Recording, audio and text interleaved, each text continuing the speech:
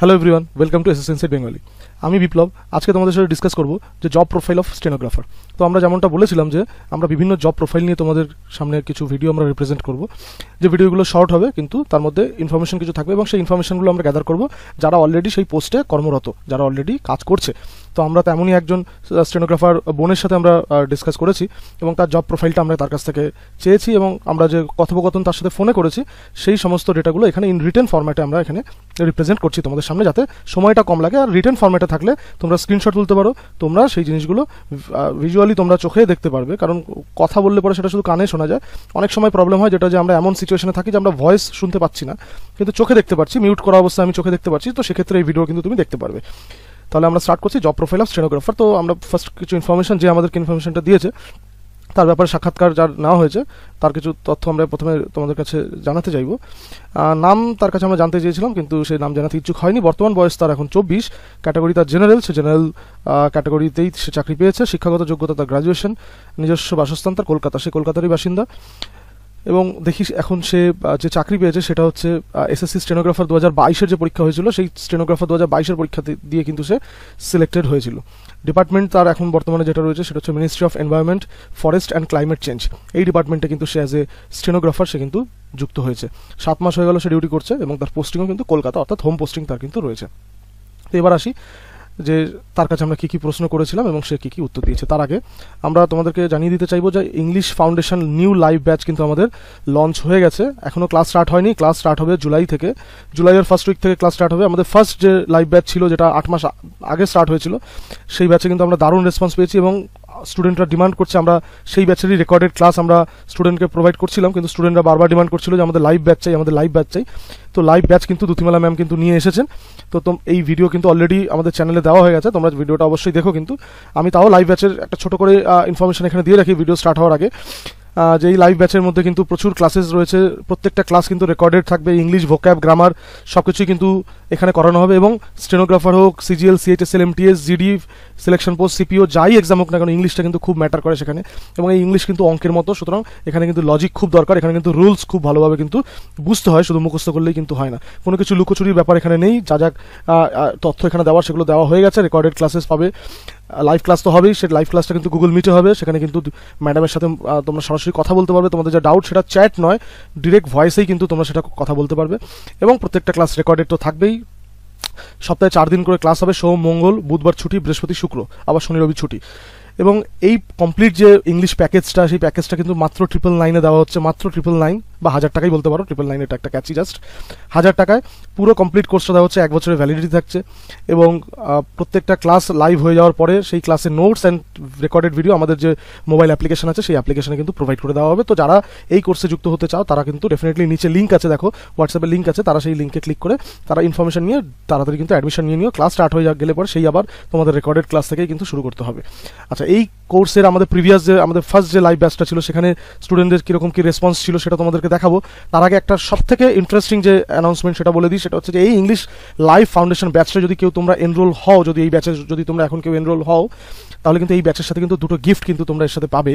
সেই 2টো গিফট হচ্ছে কি, আমাদের প্রিভিয়াস যে রেকর্ডেড ক্লাব ব্যাচটা ছিল ইংলিশের, সেই ব্যাচটাও তোমরা এর সাথে পেয়ে যাবে। তার মানে অনেকেই আছে যাদের কিনা অনেকটা অলরেডি পড়া আছে, তারা চাই পার্টিকুলার মাঝখানের কোনো একটা চ্যাপ্টার্স করতে, তো তারা কিন্তু ম্যাডামের ভরসায় না থেকে ম্যাডামের অলরেডি করিয়ে নেওয়া যে ক্লাসগুলো রয়েছে, দ্যাট ইজ প্রিভিয়াস ইয়ারের যে ব্যাচটা রয়েছে, প্রিভিয়াস রেকর্ডের যে ব্যাচটা রয়েছে, সেখান থেকেও কিন্তু ক্লাস করে নিতে পারবে। লাইভ ব্যাচ তো করবেই, তার সাথে প্রিভিয়াস ব্যাচটা যদি কেউ অ্যাক্সেস চায় সেটাও কিন্তু সে পেয়ে যাচ্ছে। এবং তার সাথে কিন্তু সে প্রিভিয়াস যে আমাদের ম্যাথ ব্যাচটা আছে, রেকর্ডেড ক্লাস সে পাবে, লাইভ ব্যাচ নয়, রেকর্ডেড ক্লাসেসও কিন্তু সে এখানে পেয়ে যাবে। অর্থাৎ এই ইংলিশ ফাউন্ডেশন লাইভ ব্যাচে যদি কেউ এনরোল হও, তার সাথে কিন্তু এই 2টো ব্যাচ কিন্তু তোমাদেরকে as a add on, as a gift তোমাদেরকে প্রোভাইড করা হবে। তো এই অফারটা যদি তোমরা পেতে চাও, সুতরাং দেরি না করে তাড়াতাড়ি কিন্তু এনরোল হয়ে যাও।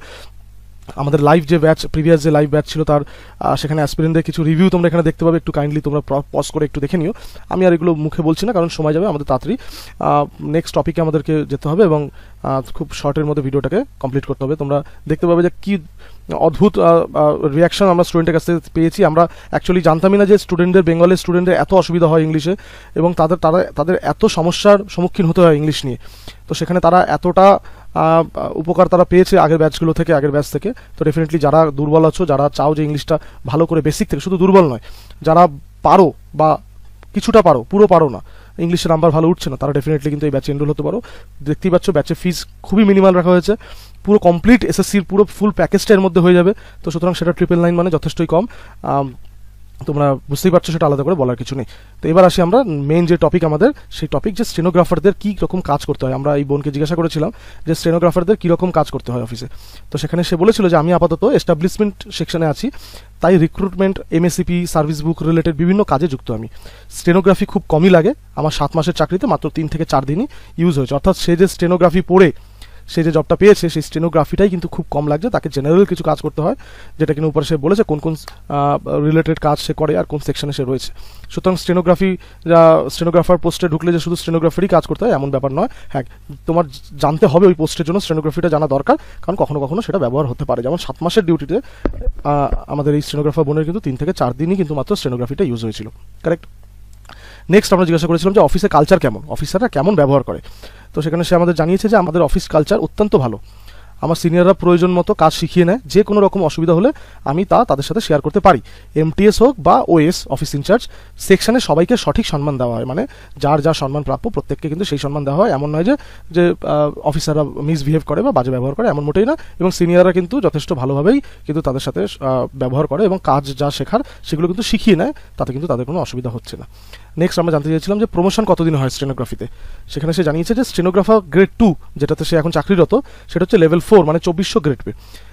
সে জানিয়েছে যে আমি এখন 2400 grade pay, that is level 4-এ আমি এখন আছি। 10 বছর পরে স্টেনোগ্রাফার গ্রেড 1 মানে লেভেল 6-এ প্রমোশন হবে, অর্থাৎ 4200 গ্রেড পেতে তার প্রমোশন হবে 10 বছর পরে। তো এখানে প্রমোশনটা অনেকটা পরে হবে, কিন্তু স্টিল প্রমোশন হবে এবং তার জন্য কোনো পরীক্ষা দেওয়ারও প্রয়োজন নেই। জেনারেল নর্মালি যে প্রমোশন হয় সেই প্রমোশনই পাবে, এবং যেহেতু জব প্রোফাইলটা তার কাছে সুবিধাজনক, তার কাছে ভালো, সুতরাং সে কিন্তু এতে হ্যাপি রয়েছে। এবং আমরা তার সাথে কথা বলেছিলাম যে সে এই জব করে কতটা স্যাটিসফাইড সে আর কি। তো সে কিন্তু যথেষ্ট স্যাটিসফাইড এবং তার ভালো লাগছে অ্যাকচুয়ালি জবটা। নেক্সট আমরা তাকে জিজ্ঞাসা করি যে হোম পোস্টিং পাওয়া যায় কি এই জবে। সে জানায় যে হ্যাঁ পাওয়া যায়, আমি হোম পোস্টিংই পেয়েছি, তবে বাইরে পোস্টিং হলে ভবিষ্যতে হোম পোস্টিং পাওয়ার সম্ভাবনা থাকে। অনেকেই আছে যাদের বাইরে পোস্টিং হয়, তো তাদের কিন্তু হোম পোস্টিং পাওয়ার সম্ভাবনা থাকে, তবে সেটা কিছু সময় লাগবে, অবশ্যই কিছু সময় লাগবে, তার প্রবেশন পিরিয়ড পার হতে হবে এবং ভ্যাকেন্সিও থাকা দরকার আছে। তো সুতরাং হোম পোস্টিং হয়, এমন না যে ডিপার্টমেন্টে বা যে রিজিয়নে চাকরি পেয়েছে সেখানেই তাকে সারা জীবন থাকতে হবে এমন ব্যাপার নয়, পোস্টিং কিন্তু পাওয়া যায়, হোম পোস্টিং পাওয়া যায়। তারপরে আমরা তাকে জিজ্ঞাসা করি যে সপ্তাহে কতদিন এবং দৈনিক কত ঘন্টা কাজ করতে হয়। তো সে আমাদেরকে জানায় যে ডিপার্টমেন্টে সপ্তাহে 5 দিন তাকে কাজ করতে যেতে হয়, আর প্রতিদিন সকাল 9:30 থেকে সন্ধ্যে 6টা অবধি ডিউটি। তো স্ট্যান্ডার্ড টাইম তার ডিউটি, এবং সপ্তাহে 5 দিনই কিন্তু ডিউটি, অর্থাৎ 2 দিন কিন্তু সে ছুটি পায় সপ্তাহে। তো যেটা কিনা আগের যে আমরা পোস্টটি নিয়ে ডিসকাস করেছিলাম এমটিএসে, সেখানে কিন্তু সপ্তাহে 6 দিন ডিউটি ছিল, কিন্তু এখানে সপ্তাহে 5 দিন ডিউটি। আচ্ছা, তারপর জিজ্ঞাসা করেছিলাম থাকার জন্য কোয়ার্টার পাওয়া যায় কিনা। সে বলেছে হ্যাঁ পাওয়া যায়, কিন্তু সে যেহেতু হোম পোস্টিং রয়েছে তাই তার কোয়ার্টারে থাকার প্রশ্নই ওঠে না। অর্থাৎ সে কিন্তু এদিক থেকে দেখলে দেখা যাবে যে সে কিন্তু HRAও কিন্তু পাচ্ছে, সে অর্থাৎ সে কিন্তু হাউস রেন্ট অ্যালাউন্সটাও কিন্তু সে পেয়ে যাচ্ছে। আচ্ছা, তারপরেই আমরা জিজ্ঞাসা করেছিলাম যে মাসিক মাইনে সে কত পায় হাতে। সে বলেছে সব মিলিয়ে 47,000 টাকার মতো সে মাসিক মাইনে পায়। এর মধ্যে কিন্তু তার HRAও কিন্তু ইনক্লুডেড আছে। সে একটা এক্স সিটিতে জব করছে কলকাতাতে, HRA কিন্তু এক্স সিটিতে কিন্তু বেশি থাকে, ঠিক আছে। তো সব মিলিয়ে সেটাই 47,000 টাকার মতো হাতে পায়। তারপর আমরা যেটা সব থেকে বেশি কোশ্চেন থাকে আমাদের অ্যাসপিরেন্টদের, যে এই চাকরি করে যেহেতু 2400 গ্রেড পে চাকরি, অনেকে চায় যে আমি আরও বেশি higher grade pay 4200-4600 grade pay জবে সে কেউ যেতে চায়, বা 4800 গ্রেড পে জবে কেউ যেতে চায়। তো সেখানে তাদের প্রশ্ন থাকে যে এই চাকরিটা করতে করতে অন্য পরীক্ষার প্রস্তুতি কি নেওয়া যায়। তো আমরা তাকে সেটা জিজ্ঞাসা করি, সে বলে হ্যাঁ, বাড়িতে ফিরে পড়াশোনা করার সময় থাকে, তাছাড়া সপ্তাহে 2 দিন যেহেতু ছুটি, তাই ওই 2 দিন কেউ চাইলে কিন্তু সারাদিন পড়াশোনা করতে পারে। আমাদের সাথে 2 জন সহকর্মী আছেন যারা অলরেডি ইউপিএসসির জন্য কিন্তু প্রিপারেশন স্টার্ট করে দিয়েছে, অর্থাৎ অফিসের কিন্তু হেডেক খুব কম থাকে, তাই অফিস আওয়ারের পরে যেটুকু টাইম পাওয়া যায় সেটুকু টাইমে কিন্তু নিশ্চিন্তে পড়াশোনা করা সম্ভব। এবং অলরেডি কিন্তু তারও কিন্তু 2 জন কলিগ কিন্তু ইউপিএসসি প্রিপারেশন স্টার্ট করে দিয়েছে, এমনটা কিন্তু আমাদেরকে এই স্টেনোগ্রাফার বোন জানিয়েছে। আচ্ছা, তারপরে আমরা তার কাছে জানতে চাই যে এই পোস্টের ভালো এবং খারাপ দিকগুলো কী কী স্টেনোগ্রাফি পোস্টে, কারণ অনেকেই জানতে চায় যে স্টেনোগ্রাফি আমি শিখবো, তো স্টেনোগ্রাফি পোস্টটা কেমন, তা কালচারটা কেমন, ওয়ার্ক কালচারটা কেমন।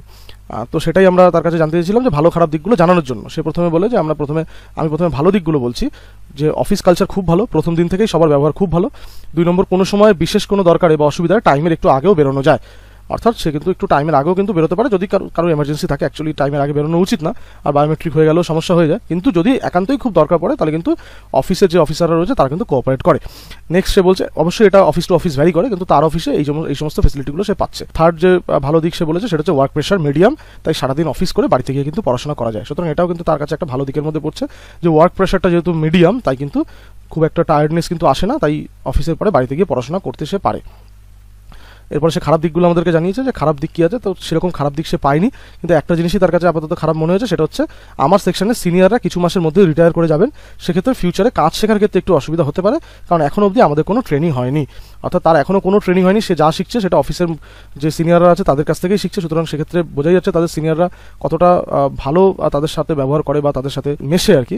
তো সেক্ষেত্রে সিনিয়ররা যদি রিটায়ার করে যায় সেক্ষেত্রে তার কাজ শেখার ক্ষেত্রে একটু সমস্যা হতে পারে, এটাই তার কাছে খারাপ দিক যে সিনিয়ররা রিটায়ার করে যাচ্ছে। তো এতটুকুই কথা আমাদের তার সাথে হয়, এবং সে যে সমস্ত ইনফরমেশন আমাদেরকে দিয়েছে সেটা পুরোটাই যেমনটা সে বলেছে তেমনটাই তোমাদের সামনে রিপ্রেজেন্ট করা হলো। তো কেমন লাগলো ভিডিওটা অবশ্যই জানিও। আর কোন কোন পোস্টের তোমরা এরকম পোস্ট জব প্রোফাইল তোমরা জানতে চাও যে জব পাওয়ার পর তারা কীরকম ফেস করছে, সেটা অবশ্যই কমেন্ট সেকশনে আমাদেরকে জানাও। এবং ভিডিও শেষ করার আগে আরেকবার তোমাদের রিমাইন্ড করিয়ে দিতে চাই যে দ্যুতিমালা ম্যামের কিন্তু ইংলিশ ফাউন্ডেশন যে লাইভ ব্যাচ সেটা কিন্তু এনরোলমেন্ট স্টার্ট হয়ে গেছে, অ্যাডমিশন কিন্তু স্টার্ট হয়ে গেছে।